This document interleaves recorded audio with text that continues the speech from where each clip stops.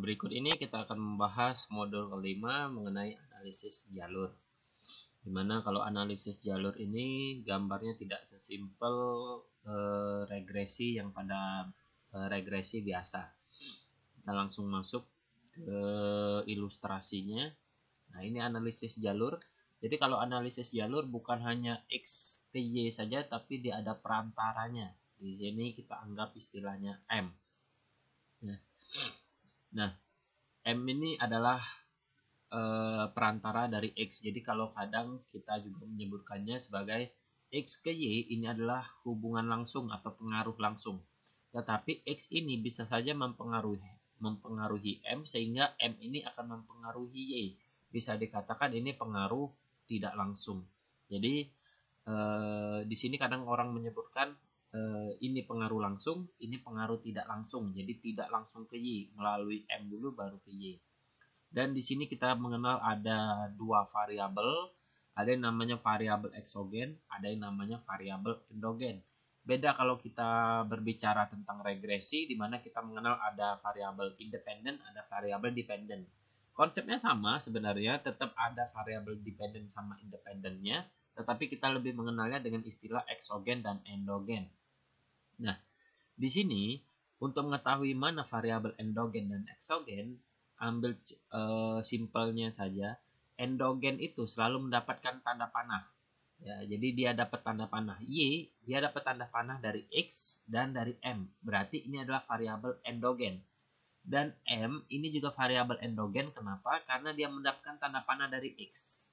Sedangkan variabel eksogen adalah variabel yang tidak mendapatkan tanda panah. Nah, kalau kita lihat dari sini, X ini tidak dapat tanda panah dari manapun. Berarti ini adalah variabel eksogen. Makanya X merupakan variabel eksogen dari variabel M dan Y karena dia memberikan tanda panah ke M dan tanda panah ke Y. M merupakan variabel eksogen ke Y karena M ini memberikan tanda panah ke Y. Dan Y merupakan variabel endogen dari M dan X. Ya, jadi Y ini mendapatkan tanda panah dari X dan dari M, dan M merupakan variabel endogen dari variabel X. Nah, jadi pada umumnya orang menyebutnya M dan Y ini variabel endogen, walaupun M ini juga bisa dikatakan eksogen untuk variabel Y. Ya, tetapi kalau secara umum sepintas kita menyebutnya M dan Y variabel endogen karena keduanya mendapatkan tanda panah. Sedangkan X itu variabel eksogen karena tidak mendapatkan tanda panah dari manapun. Nah, untuk menyelesaikan persamaan seperti ini, kita akan membutuhkan dua persamaan. Maka dari itulah model ini kita lihat variabel M itu didapatkan dari X. Makanya di sini ada rumus di mana dia ada X-nya. Sedangkan kalau Y, dia dapat tanda panah dari X dan M. Makanya persamaan kedua ada X-nya dan ada M-nya. Nah, inilah yang perlu kita cari. Berapa nilai X di sini, ya, P-nya ini berapa, dan di sini nilai di sini M-nya itu berapa, milik M. Kalau E ini adalah error. Setiap penelitian pasti ada errornya.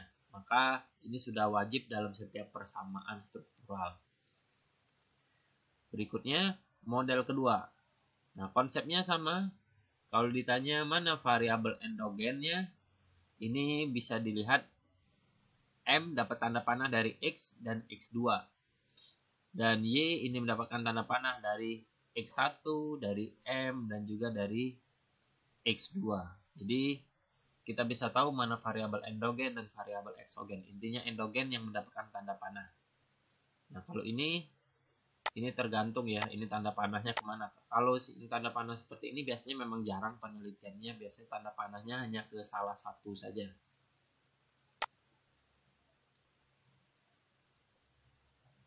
Nah, ini model yang cukup sering digunakan dalam penelitian. X1 ke X2, lalu ke Y. Berarti dia ke X2 sebagai perantara, langsung ke Y, bisa juga X2 ke M, lalu ke Y, dan seterusnya. Kalau ditanya mana variabel endogennya? Variabel endogennya ada X2, ada M, dan Y. Sedangkan variabel eksogen yang tidak mendapatkan tanda panah itu adalah X1. Kalau ini ada ini error ya. Setiap variabel pasti ada errornya. Seperti kalau kita membuat sesuatu pasti ada errornya, walaupun error itu mungkin sangat kecil sekali. Jadi error itu pasti ada. Nah, untuk menyelesaikan ini ada 3 model persamaan untuk mencari X2, M, dan Y. Kenapa ada 3 model persamaan? Karena yang mendapatkan tanda panah ada X2, ada M, dan Y. Berarti harus dicari persamaan untuk X2 bagaimana, dan untuk M bagaimana, dan Y-nya bagaimana. Intinya persamaan itu menyesuaikan berapa variabel endogennya. Nah, berikutnya kita ambil contoh kasus. Contoh kasusnya bentuknya seperti ini, ya ada X, ada M, ada Y, dan ini adalah tabulasi datanya. Dan kita akan langsung menggunakannya di SPSS. Nah, selain SPSS sebenarnya masih banyak pengolahan data. Kalau yang bentuknya seperti ini, biasanya kadang orang menggunakan PLS kalau datanya kurang dari 30, ya tapi bukan data kurang dari 30. Data kurang dari 100. Kalau data kurang dari 100 biasanya orang menggunakan program Smart PLS. Ataupun juga kalau datanya lebih dari 100 orang menggunakan ListRel. Dan juga kadang kalau nilainya lebih tinggi lagi bisa saja orang menggunakan Amos. Nah, itu menggunakan SAM. Tetapi kita tetap bisa menggunakan di SPSS. Nah, sekarang kita akan coba datanya. Kita masukkan ke SPSS.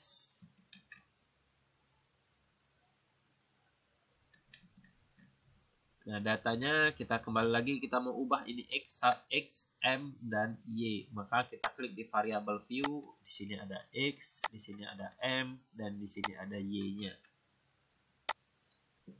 Measure-nya kita ganti scale saja. Lalu kembali ke data view. Nah, di sini kita akan melakukan pengujian. Nah, pengujiannya seperti yang kita bahas tadi, akan ada dua model. Kalau bentuknya seperti ini ada 2 model karena kita harus mencari M-nya dan mencari Y-nya. Maka M sama dengan apa, Y sama dengan apa. Nah, kita lihat M ini sama dengan kita harus mencari nilai X-nya di sini berapa. Sedangkan kalau Y mencari nilai X dan M. Sekarang kita satu-satu dulu. Kita coba yang rumus M. Nah, kita coba kalau sudah caranya dengan analyze, regression, linear. Nah, pada rumus pertama yang digunakan M ini sebagai variabel dependent dan independennya adalah X.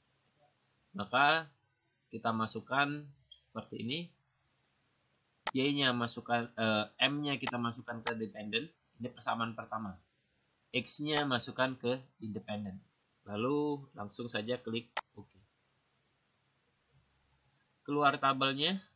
Nah, tabel yang kita gunakan, yang akan kita baca nanti adalah tabel koefisien. Kita kopikan dulu ke Microsoft Word.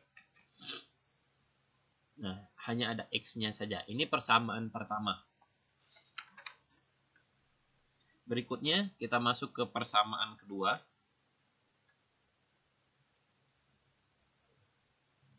Analyze, regression, linear. Nah, kalau sekarang persamaan kedua kita lihat ada X, ada M. Tapi dependennya bukan M lagi, tapi Y. Jadi dependennya Y, independennya X dan M. Jadi kita ubah, M-nya kita kembalikan, M-nya kita masukkan ke independent, Y-nya masukkan ke dependent. Lalu klik OK. Nah, ini keluar tabel baru. Nah, yang kita menggunakan adalah tabel koefisien lagi, kita kopikan. Dan kita akan bandingkan. Nah, beda ya. Kalau di sini bisa dibaca dependennya M, di dalamnya ada X. Kalau yang persamaan kedua, dependennya Y dan independennya X dan M.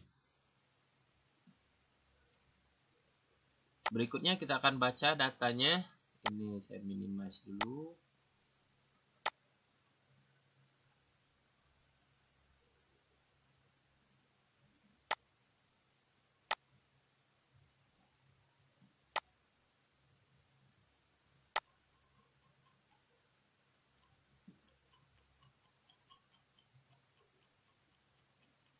Nah, kita baca model struktural yang pertama. Model struktural pertama adalah M sama dengan 0,111X. Nah, dapat angkanya dari sini. Sedangkan model persamaan struktural kedua 0,014X ditambah dengan 0,376. Balik lagi, ini ada titik, ini 0 ya. Di sini ada nolnya. Jadi kalau SPSS, kalau ada titik di depan itu berarti ada 0 di sebelum titik. Atau bisa kita katakan koma lah. Ya, kalau di bahasa Indonesia kita menggunakan koma dibandingkan titik. Tapi kalau bahasa luar bisa saja menggunakan titik. Berikutnya ada pengaruh langsung dan ada pengaruh tidak langsung. Pengaruh langsung di sini ada 0,111 yang tadi, lalu ada X ke Y 0,014 dan M ke Y itu 0,376. Lalu ada pengaruh tidak langsung, ini harus dikalikan 0,376-nya ya, sama dengan yang ini dikalikan 0,111. Dapatlah 0,042. Jadi dapat angkanya dari sini semua. Kalau ditanya total effect hanya tinggal dijumlahkan saja. 14 ditambah 0,042. Nah, ini menceritakan dengan pengaruh tidak langsung. Kita lihat pengaruh tidak langsung itu ada M-nya. Ya, di sini ada di sini pengaruh tidak langsung itu ada M-nya. Jadi kalau ini langsung ke M, ini X langsung ke Y, ini M langsung ke Y, sedangkan ini X melalui M baru ke Y, makanya dikalikan. Total efeknya tinggal ditambahkan saja 0,14 sama 0,042. Karena kenapa ini yang ditambahkan? Karena kalau kita lihat gambarnya itu terbagi menjadi dua, ya. Pertama ke sini, yang kedua melalui M. Jadi yang bagian sini X ke Y ditambah X M ke Y. Jadi ada dua yang ditambahkan. Jadi bisa dikatakan X ke Y ini garis pertama, yang garis kedua adalah X M Y 0,042 ditambahkan dapatlah 0,056. Nah, itu saja untuk ilustrasi analisis jalur. Sekian dan terima kasih. Tambahan satu lagi, kita menggunakan rumus yang sedikit berbeda dengan waktu mempelajari regresi ya. Kalau kita mau memasukkan rumus regresi yang ada X-nya seperti ini, kita bisa menggunakan istilah konstan di sini ya. Seperti Y sama dengan A plus BX. Nah, ada A-nya. Nah, A-nya itu menggunakan konstan.